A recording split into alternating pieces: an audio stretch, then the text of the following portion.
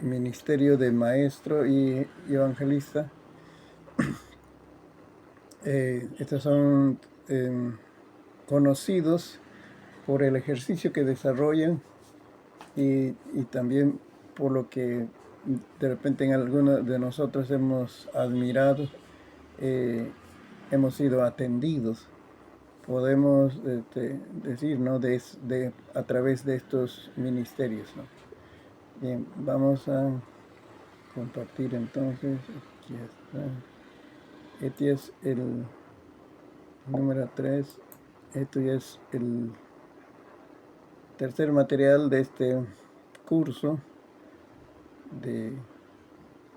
ver, aquí está.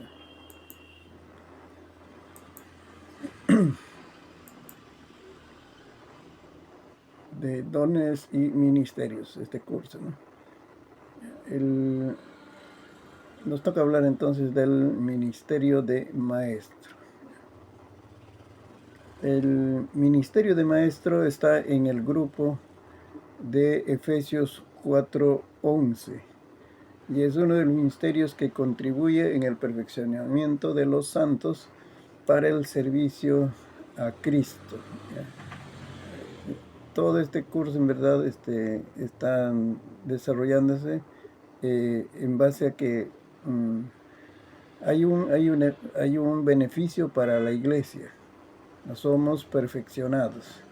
Tanto los dones ministeriales como los dones espirituales son de beneficio para la iglesia, dice, para nuestro perfeccionamiento. Y esto es parte de lo que es la vida cristiana. Desde que conocimos a Jesucristo, nuestro desafío es crecimiento moral. Y ahí tiene que ver con el perfeccionamiento. Otra palabra sería la santificación. Desde que conocimos a Jesucristo, nuestro desafío ahora es crecer en la santificación. Y ahí es donde operan los dones espirituales, como también los dones ministeriales. Y ahí está el don de maestro o el ministerio de maestro. Desde el inicio de la iglesia se nota una diferencia entre predicar y enseñar. Este versículo es muy clave en el libro de los Hechos, 5:42. Ese versículo clave dice: y todos los días en el templo y por las casas no cesaban de enseñar y predicar a Jesucristo. Se conoce que el libro de los Hechos es historia de la iglesia cristiana. El primer libro de historia sobre la iglesia cristiana.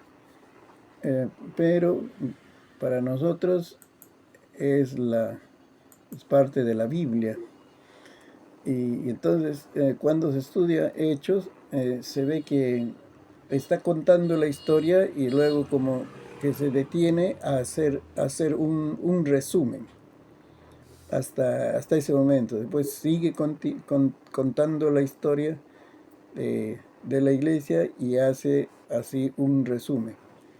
Y este versículo es uno de esos resúmenes.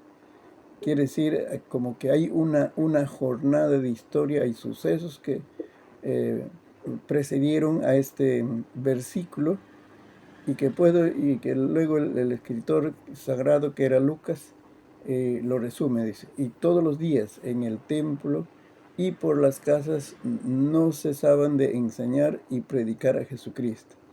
Entonces, en cuanto al el uso de la palabra en el desarrollo de la primera iglesia, lo usaban de dos maneras: para enseñar y para predicar. Pero ojo que dice todos los días, y en dos lugares diferentes, templo y por las casas. No puede estar una iglesia local, cuando es pequeña, a la vez en el templo y a la vez en las casas. Esto solo sucede en una iglesia que está en constante crecimiento. Entonces hay un grupo que está en el templo y hay otros grupos que están por las casas, y cada uno con propósitos específicos, actividades específicas o atendiendo a grupos muy particulares. ¿Y qué hacían ahí? Dice, en ocasiones enseñaban la palabra y en otras ocasiones predicaban la palabra. Y eso va a suceder entonces en el desarrollo de la iglesia, ¿no? La iglesia recibe a veces predicaciones, a veces recibe enseñanzas. Y ahí en la enseñanza está entonces el maestro, ¿no? Ejerciendo su ministerio. Y ya en el desarrollo del curso vamos a estar enfatizando estas diferencias. Ahí vamos a comprender lo que es diferente enseñar o predicar, ¿no? Siempre vamos a resaltar el ministerio. Todos los ministerios son necesarios y tienen sus cosas muy particulares por la cual destacan. Entonces aquí vamos a hablar la excelencia del ministerio de maestro. La predicación motiva a una acción. La enseñanza le enseña a la persona cómo debe realizar esa acción. En la enseñanza, entonces, el énfasis está en cómo debe realizar esa acción y cuáles deben ser las motivaciones para esa acción. Entonces, la predicación puede motivar a la acción, incluso pueden tomar decisiones las personas, ¿no? Según el tema que ha predicado, pero luego cuando se enfrentan a la realidad necesitan saber cómo pongo en práctica lo que escuché en la predicación. Y es ahí entonces donde la enseñanza le comparte cómo debe realizar esa acción. Entonces ahí ya van los detalles, ahí van las precisiones, ¿no? Los límites también, o las bendiciones de tal acción.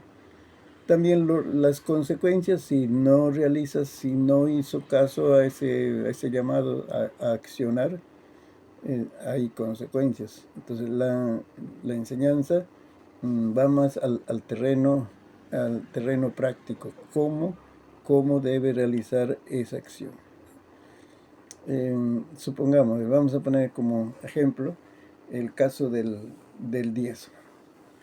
Dice, la predicación también usa textos bíblicos, todo hay un tiempo, 30, 45 minutos que va a hablar, ¿no? Como parte de la mayoría cristiana, todo eso, ¿no? De la iglesia en este tiempo. Está llamándole a una acción. Y de tal manera que está persuadido, dice ya, voy a poner en acción este llamado. Voy a mejorar o perfeccionar, o en algunos casos sería voy a comenzar esta acción que es el diezmar.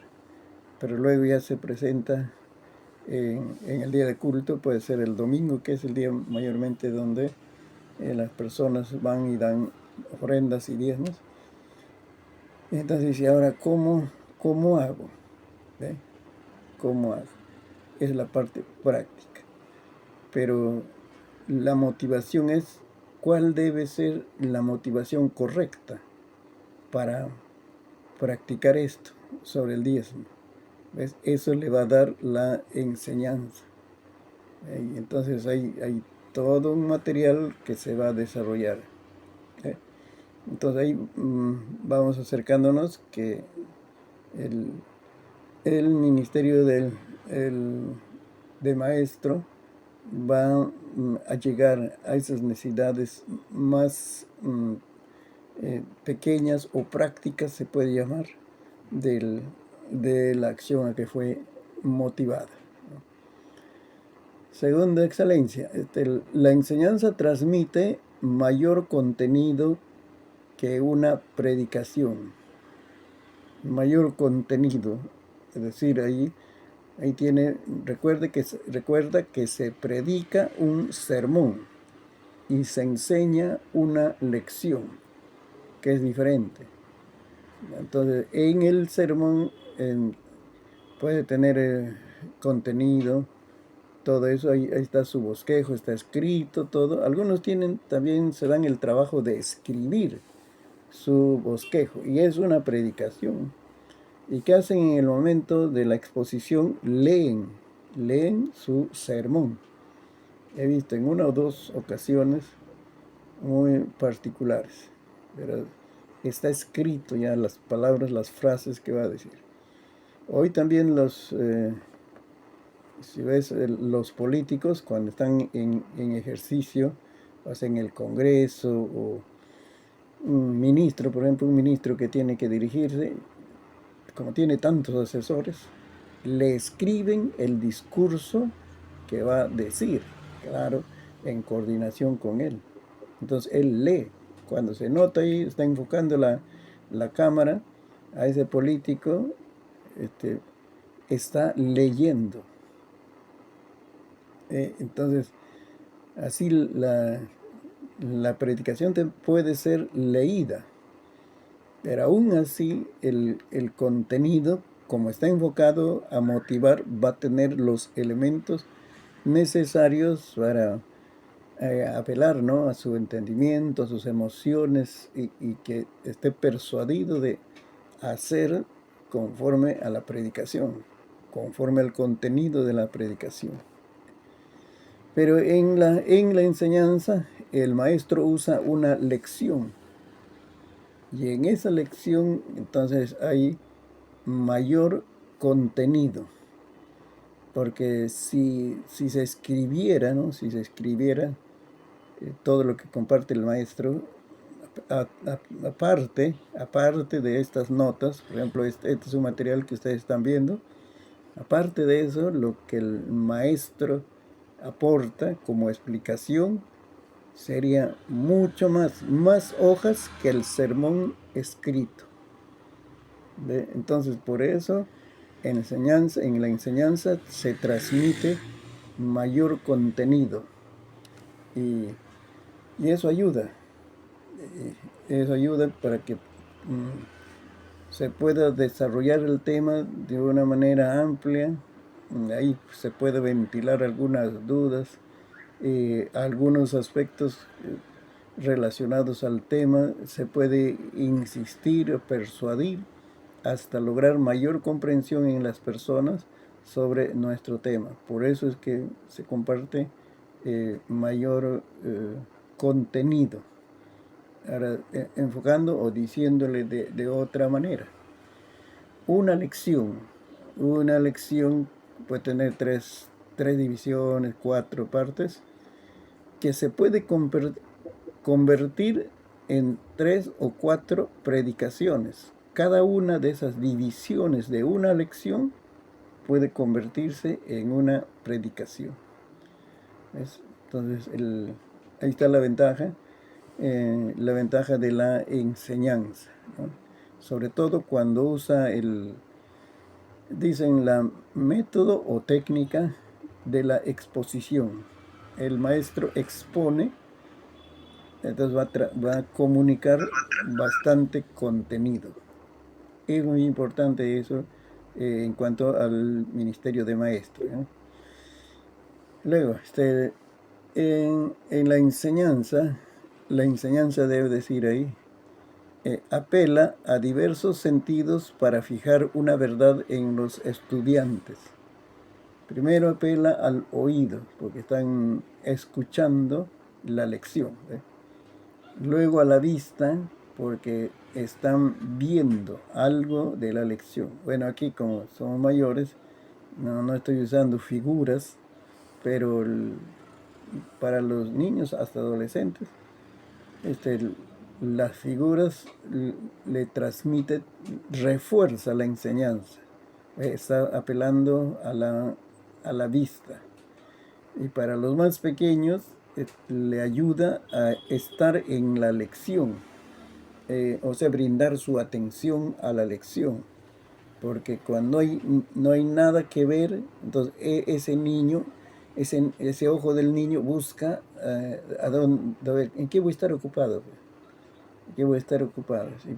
Por eso entonces es necesario apelar a la vista, brindándole algo que pueda ver. Pueden ser sencillas palabras, también palabras claves, colores, o pueden ser también imágenes. Pero para llamar la atención de ese niño, adolescente también, y hasta joven, es necesario hacerle ver algo. Y el otro, también en la enseñanza apela al tacto, porque hay que hacer, el tacto, las manos, pues, hay que hacer algo. En la lección hay que hacer algo. Entonces, por eso en la lección es necesario, indispensable, que el alumno tenga su cuaderno de notas, su material, ahí, y lapicero o color resaltador, porque eso ayuda. Y cuando hay frases importantes, precisas, o no sé, que va a ayudar, entonces el maestro dicta y el que está haciendo está tomando notas, ¿no? Hay una realidad en la educación, se habla eso, ¿no? De que dice, una forma como aprendemos es escribiendo, porque te detienes a escribir, no es como leer. Leer puedes leer rápidamente, no es a la misma velocidad que escribir. Y entonces ahí, cuando el alumno tiene que hacer algo, escribir, tomar notas, eso ayuda mucho. Antes el lenguaje en la educación era dictado de clases. ¿Sí o no? Creo que hasta ahora por algunas circunstancias se está usando. ¿Cuántas horas de clase usted ha dictado, profesor? De repente alguien pregunta. Ha dictado. Pero si nos quedáramos en ese tiempo del dictado, no podríamos transmitir todo esto. Imagínate estas hojas, ¿no? Que son 6 hojas, que yo les pueda dictar. ¿Cuánto tiempo gastaría, no es? Ya no estamos en la época del dictado, pero sí se le brinda ya escrito, y ellos cómo ayudan cuando a lo que ya está escrito añaden lo que el maestro ha predicado, el que el maestro ha enseñado, y también resaltan, subrayan. Hay una técnica técnica de estudio que es el subrayado. Búscanlo de curioso en internet, la técnica de estudio, el subrayado. De repente ya lo han hablado, ¿no? En colegio, por ahí. Quiere decir que subrayando aprendes más, porque algo está haciendo tu mano, porque eso está en función a lo que estás tratando ese tema. Entonces, para poder subrayar, tengo que leer todo un párrafo, y entonces subrayo la idea principal, ¿ves? Así, entonces está apelando al tacto. Algo está haciendo el alumno. Y en los niños, algunos de ustedes seguro están trabajando con niños, o por alguna ocasión el pastor le dice, usted va a enseñar ahora a los niños. Tiene que tener recursos, pues. ¿Qué le mandas a hacer? Entonces, para apelar al tacto, le mandas a cortar, se puede ser pegar, dibujar también puede ser, armar algo relacionado a la clase, ¿ves? Entonces, cuando él está trabajando, tratando de hacerlo, está pensando en que ese armar es relacionado al tema. Y luego se reafirma las verdades. Así. Y se puede usar también el gusto, donde un maestro, ¿no? Maestro creativo, dice un día, ¿qué hizo? enseñó sobre la multiplicación de los panes y los peces a sus niños, no intermedios eran, no eran tan pequeñitos, sino intermedios como antes, 7 años, así. Y entonces, ¿qué hizo? Llevó a su clase sándwiches de pescado o de atún, parece. El atún es de pescado. Pues, entonces ya luego les enseñó de todo y ahora quieren, quieren acercarse un poquito cómo ellos saborearon ese pan con pescado. Mira, yo lo tengo aquí y sacó su bandeja. Entonces todos los chicos ahí, que era pequeño, pero aparte de la clase, ¿ves? Así, ¿cómo te sentirías tú, así, ¿no? El poder saborear ese sándwich, ¿no? De pescado, y el Señor Jesús ha provisto por un milagro ese alimento. Está usando el gusto también. Así, entonces, en la enseñanza, el maestro creativo apela a los sentidos para poder reafirmar las verdades, ¿no? Y también usa técnicas de enseñanza para afirmar una verdad. Hay algo relacionado entre métodos, técnicas, estrategias. En verdad son diferentes, tienen diferencias, pero están relacionados. O sea, en educación están relacionados. Y unos libros dicen métodos de enseñanza, otros dicen técnicas de enseñanza. Todo eso el maestro tiene que saber usar de acuerdo al grupo, al tema que está tratando. Es una enseñanza presencial, es una enseñanza virtual, va a ser diferente las circunstancias.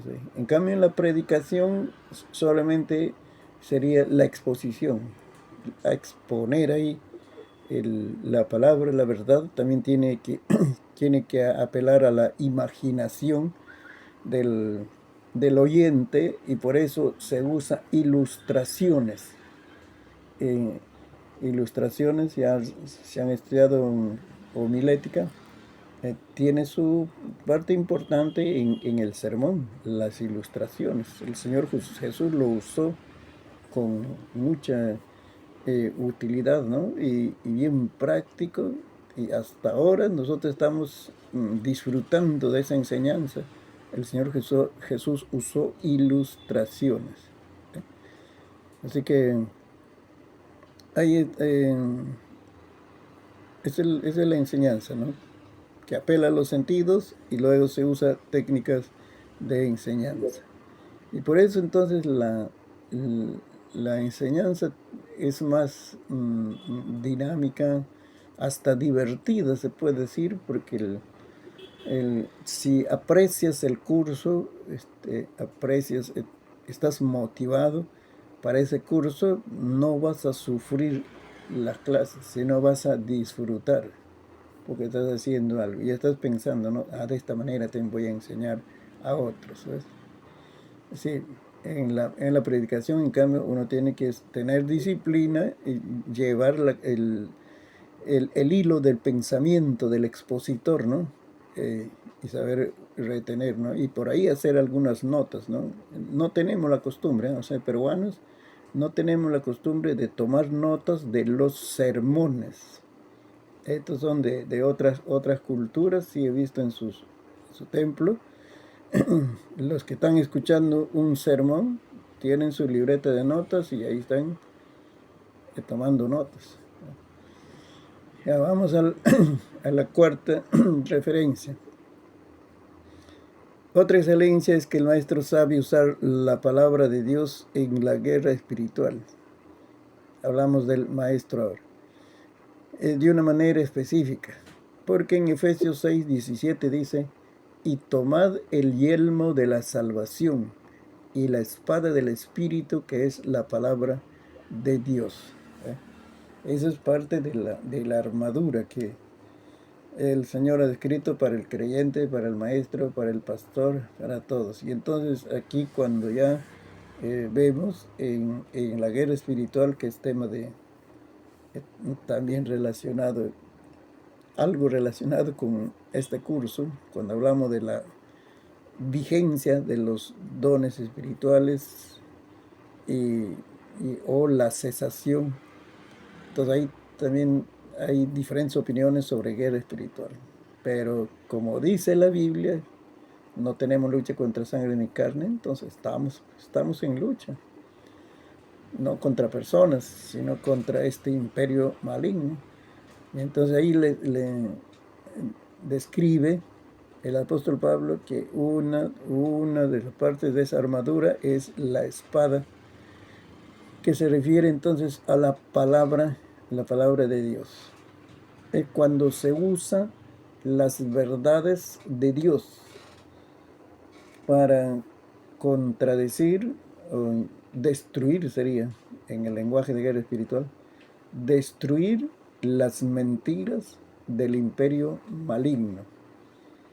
Entonces no es solamente conocer, sino usar la palabra para destruir esas mentiras del enemigo. Dice que esta espada es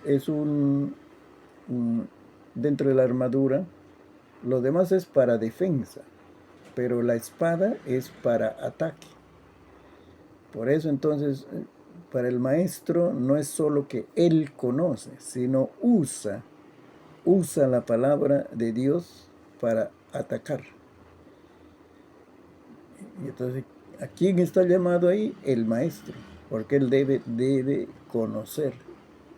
conocer cómo usar la palabra para destruir esas mentiras del imperio maligno. Ahí está todo un tema que desarrollar, pero ahí lo dejamos. Otra excelencia es el maestro puede ser el pastor principal de un equipo ministerial. Ya está, por ahí les hablé del equipo, si han leído también ese material, la lección anterior. A ver, cualquiera de los ministros puede ser el pastor principal de una iglesia local. Esto debido a que en el equipo ministeriales, los dones ministeriales se complementan. Ya hemos hablado que antes era el lenguaje, una iglesia, un pastor. Y eso que lleva a que tenemos cientos y miles de iglesias, pero de poca congregación. Y entonces hay pocos recursos de personal, de economía, poco alcance también, porque son pocos. Pero cuando se unen los recursos, se logran mayores objetivos. Así que en este equipo, el ministerial, tiene que haber un pastor, que en la Asamblea de Dios lo llaman pastor principal, ¿no? Otro término, mayormente es, ¿no? Pastor principal. Es el pastor, ¿cómo se dice?, de la institución, de la iglesia en general, pero él es el presidente, entre comillas, el presidente del equipo ministerial, porque si se forma un equipo ministerial, ya 5, 7, 10 personas, no se puede decir aquí, todos somos pastores y todos tenemos el mismo rango de autoridad. Así que un día puede convocar la sesión el pastor tal y el otro día convoca el pastor X la sesión, porque aquí todos estamos en el mismo nivel. No se puede decir, institucionalmente no se puede decir, porque hay privilegios o prerrogativas que le concede al pastor principal. Por eso tiene que haber un pastor. Claro, todos son ministros, tienen credenciales, están actualizados en su conocimiento y todos, ¿no? Es un obrero aprobado, pero en ese equipo tiene que haber un un pastor pues, principal. Y entonces, no necesariamente tiene que ser un pastor por ministerio.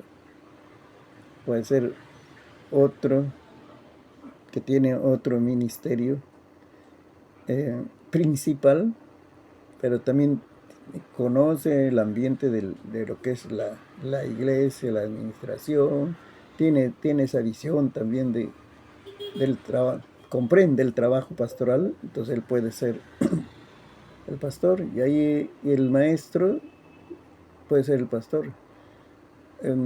Como él está dedicado, es su pasión enseñar, y luego vamos a ver también hacer lecciones, producir libros, entonces ahora necesita complementarse con un pastor, o sea, que es de vocación así, porque hay labores muy particulares que hace el pastor. Puede complementarse. Eso es lo que puede suceder. Entonces, y ahí que es relativo ese pensamiento que dice, hay que reconocer a cada uno en su ministerio particular. Hay que reconocer a cada uno, ¿qué querrán decir con reconocer? A cada uno en su ministerio particular. Y por eso evangelista no debe estar en la iglesia. También el maestro no debe estar en la iglesia, porque el maestro también desarrolla un ministerio itinerante, ambulante, en varios lugares. Entonces tampoco el maestro debe estar en la iglesia. Es relativo ese pensamiento. Hay que examinar algunas cosas que nosotros lo hemos recibido aquí y parece bonito, y entonces no nos facilita, no nos ayuda en nuestro desarrollo, así un desarrollo de un crecimiento de la iglesia. Entonces, cuando dice, cada uno hay que reconocer cada uno en su ministerio, cada uno esté abocado a su ministerio. ¿Y qué pasa cuando ya hemos hablado también que puede haber un siervo de Dios que tiene un ministerio principal, pues? Es evangelista, luego vamos a hablar de evangelismo, pero a la vez tiene también capacidad de enseñar, y enseña bien, y está equipado, ¿no? Conocimiento, todo eso. ¿Y qué pasamos con eso? Con él. Porque evangelista, su público, personas inconversas. Y ahora entonces le quitamos lo que tiene de maestro. ¿Ves? Entonces, pensemos bien, hay que reflexionar bien sobre estas cosas que está sucediendo en nuestra iglesia, pero todo por el mayor desarrollo, mayor alcance a nuestra patria. Porque siempre la unión de fuerzas, de recursos, de personas va a producir mayores resultados. Y eso no estamos aprovechando nosotros, ¿no? La Asamblea de Dios no está aprovechando esa realidad. Es el 5. También, 6. El maestro trasciende, se traspasa límites, fronteras, pueden llamarle, a otras generaciones de diferentes maneras. ¿Cómo un maestro va a trascender a su propia generación? Yo soy una generación como padre. Tengo mis hijos, los hijos ya son mayores, casados. Es otra generación. Ya tengo mis nietos, 2 nietos, que son otra generación. ¿Cómo yo puedo trascender? Porque mi ciclo de vida es breve en esta tierra. Entonces, ¿cómo voy a trascender a otras generaciones? De las siguientes maneras. Ahí vamos. Primero, al formar discípulos que usarán sus enseñanzas en las próximas generaciones. Es muy saludable cuando el discípulo está hablando el lenguaje de su maestro. Y hasta yo puedo decir, me siento contento que el discípulo esté usando mis lecciones. Yo hago los libros, hago las lecciones, y entonces que lo use, pero también está poniendo su cuota personal ahí. No le dice solamente lo que yo le he dado. Es bueno que el discípulo esté hablando el lenguaje de su maestro.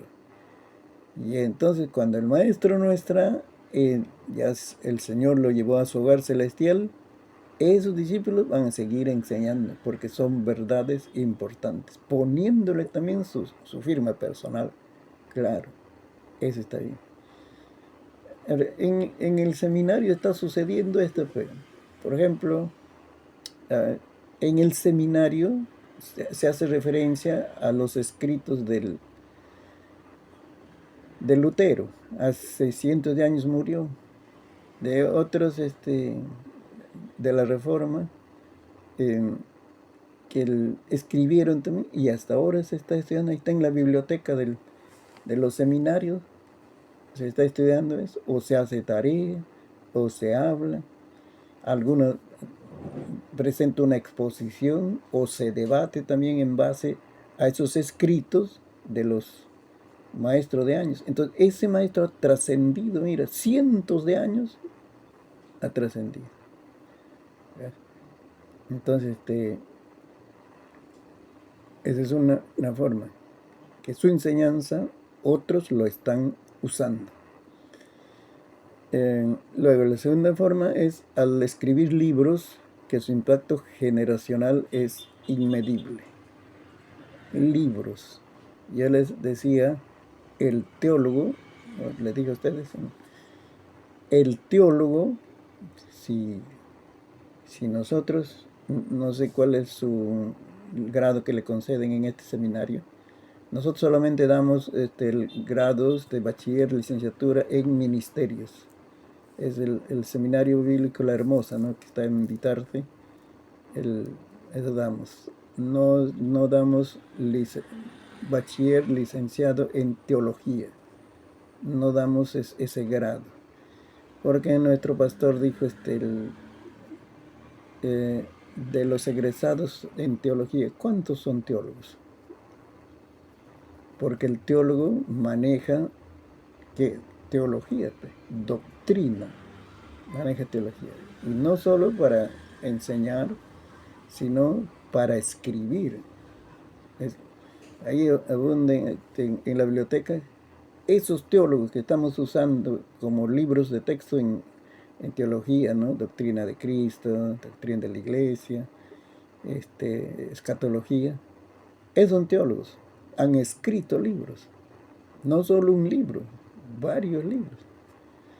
Entonces, así el maestro trasciende entonces a otras generaciones, dejando libros que impacten, ¿no?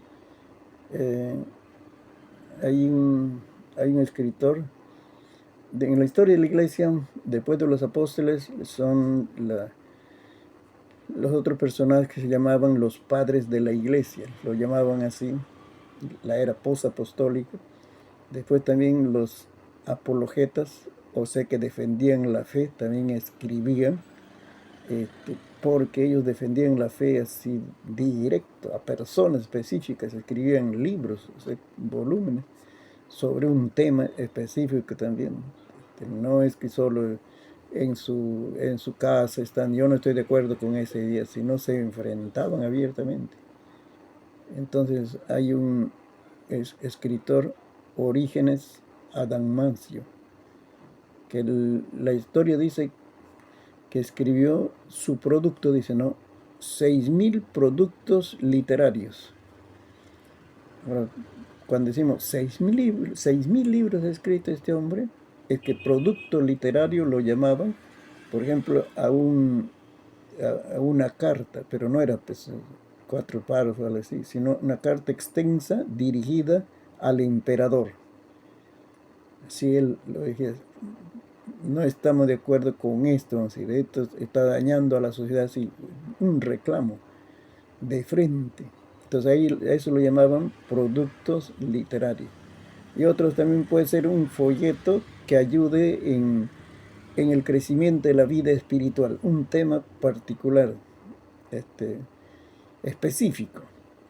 Ellos también lo llamaban producto literario. Y por eso entonces vas a escribir De Orígenes dicen que produjo 6.000 productos literarios, pero otros dicen 2.000. De repente porque están contando solo lo que nosotros llamamos libros. Mira, una persona y dice, ¿cuántos, eh, cómo llama? Copistas, creo que se llamaban en ese tiempo, con quienes trabajaban era 20 personas. Así, para producir esos libros, 20 personas, imagínate. Esa es una mente que está generando productos, lecciones, libros, de tal manera que le falta tiempo, pues, ¿no? Porque elaborar, o sea, el hecho de solamente este, editar un libro es tiempo, se necesita ahí bastante tiempo, pero si él da la idea general, y entonces ya tiene tantas manos a su alcance, lo desarrolla. Permítame decirle también de, en el ambiente educacional está Carlos Cuauhtémoc, un mexicano. Ha escrito 40 libros, calculando, sigue escribiendo. Y antes solamente se le conocía como un maestro que enseña moralidad, pero luego ya en las otras últimas producciones se ha abierto, se ha confesado que él cree en la Biblia, cree en Dios y hasta ayuna. Y se ha metido a investigar, pero ojo, él dijo, pues, él dijo, no, yo no trabajo solo, trabajo con un equipo de investigadores.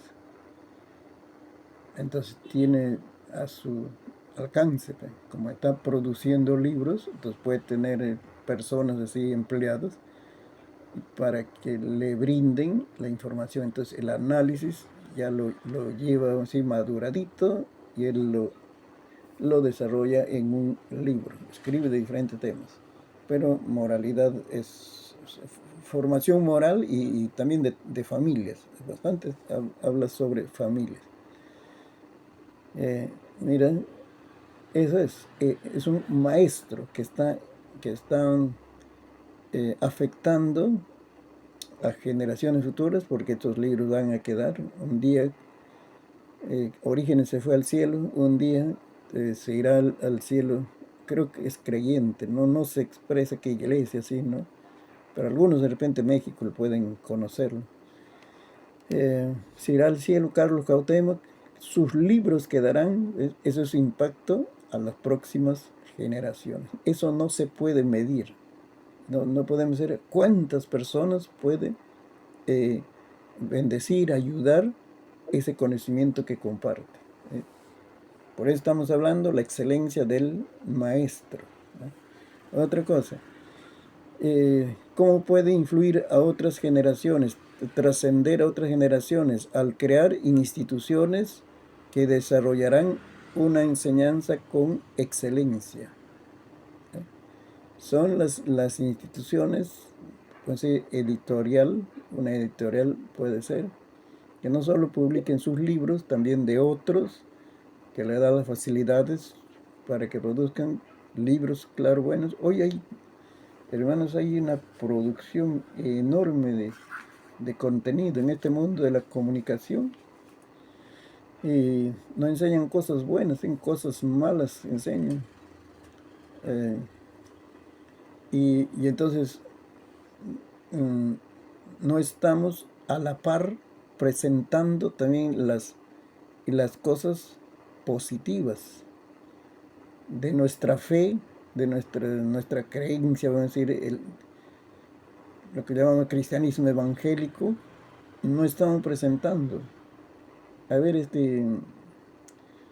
no sé cómo está el uso de las redes sociales ahí. Eh, ¿cuántos, cuánto contenido cristiano evangélico está pasando por las redes sociales? Que están poniendo. Hay ideas, pensamiento evangelístico, un video pequeñito. ¿Cuánto contenido? Mayormente son contenidos negativos. Es que hay personas que están dedicadas a eso, pero nosotros no estamos aprovechando eso, porque le hemos dicho es pecado, pues es pecado estar en Facebook, en TikTok, entonces no estamos aprovechando. ¿Y qué pasa? Necesitamos crear instituciones. Porque esto, por ejemplo, la transmisión nomás, esta transmisión, esta tecnología, ¿por qué el Señor lo ha permitido que se invente, que descubran en este tiempo? Porque las situaciones es que es más es más fácil llegar a las personas y a la distancia a través de estos medios de comunicación. Nosotros en el seminario tenemos una hermana de Brasil que está estudiando, otro de Estados Unidos, y es miembro de la iglesia, pero se casó y se fue a Brasil. Entonces, como quiere seguir estudiando, allá sigue estudiando, se va a graduar, vendrá 2, 4 días aquí, tiene familiares en Perú, se va a graduar. De Estados Unidos también está conectando, aunque hay diferencia por el horario y todo, hacen esfuerzo. Y entonces ahora este, recursos de la tecnología no lo estamos usando para transmitir, hermano, buen contenido y que va a impactar futuras generaciones. ¿Eh? Así que se necesita crear instituciones para desarrollar buenas ideas, buenas posturas y hasta defender la fe, defender a ver, de curioso, ¿no? Yo le dan tarea para casa, en internet entra, ¿cómo me hago musulmán? Así. O yo quiero, a ver, yo quiero comprender eh, qué es el islamismo. Y te va a venir, hermano, recursos, te da paso por pasito, te va de qué cosa puede ser. Y claro, lo bonito, van a hablar del islamismo. Este, necesitamos esa clase de trabajo. Entonces ahí está el maestro que puede impactar, afectar a futuras generaciones. Eh, Luego, la última, no por ser última es menos importante. El maestro enseña a los otros ministerios,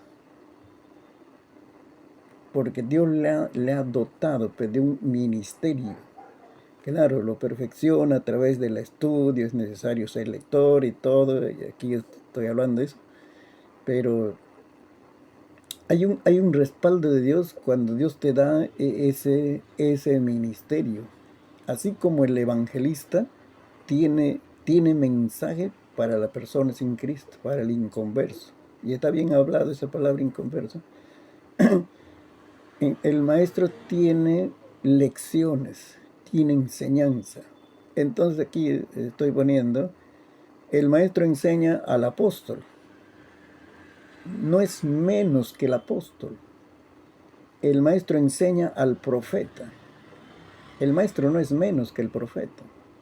Enseña al evangelista y al pastor. También enseña el maestro. El maestro, hablando en nuestro contexto ya aquí en Perú, el maestro enseña a juntas directivas nacionales de denominaciones. Hay una capacitación, todos los, eh, todos los directivos van a capacitarse. Y ahí también está pues, la Junta Directiva Nacional.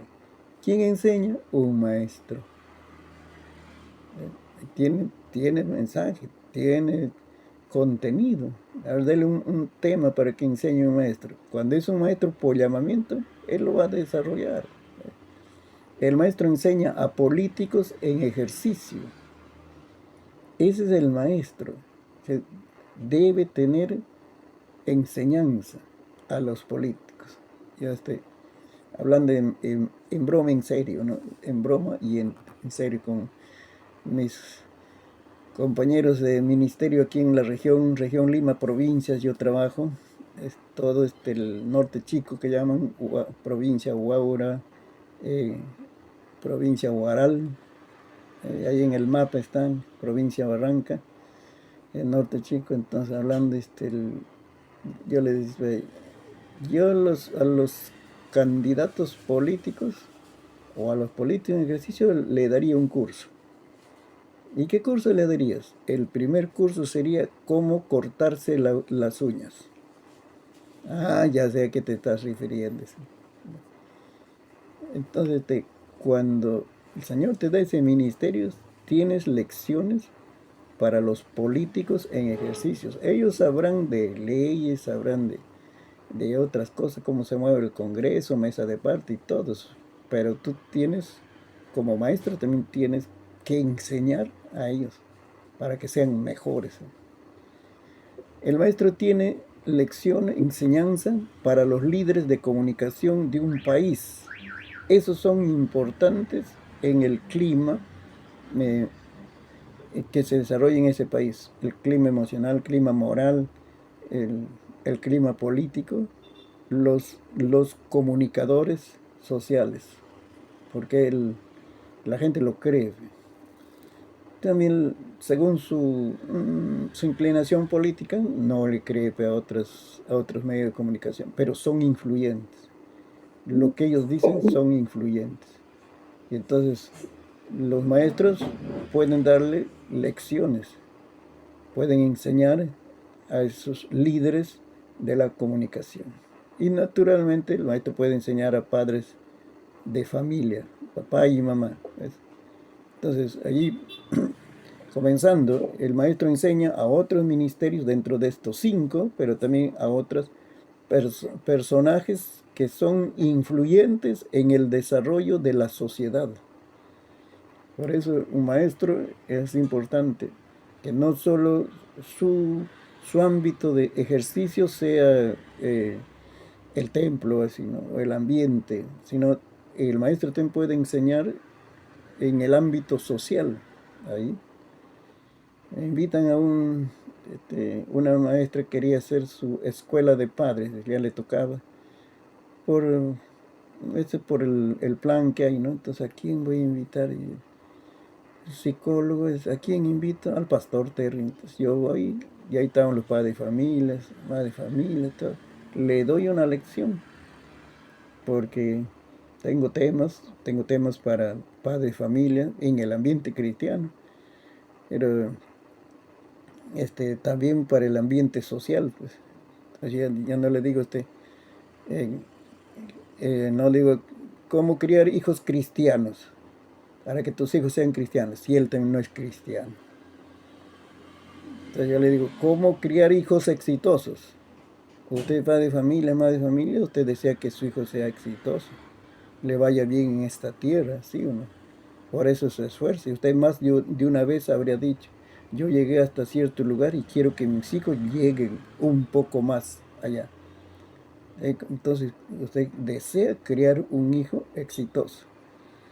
El éxito no es malo, no hay que tenerle miedo, pero hay que saber cómo lo llevamos. No puedes imponer en tus hijos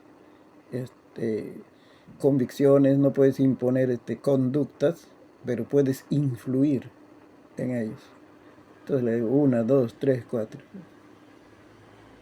Entonces hay mensaje también para los padres de familia que no son de la iglesia, A ellos, padres de familia, iglesia, les voy a hablar ya en el ambiente cristiano evangélico.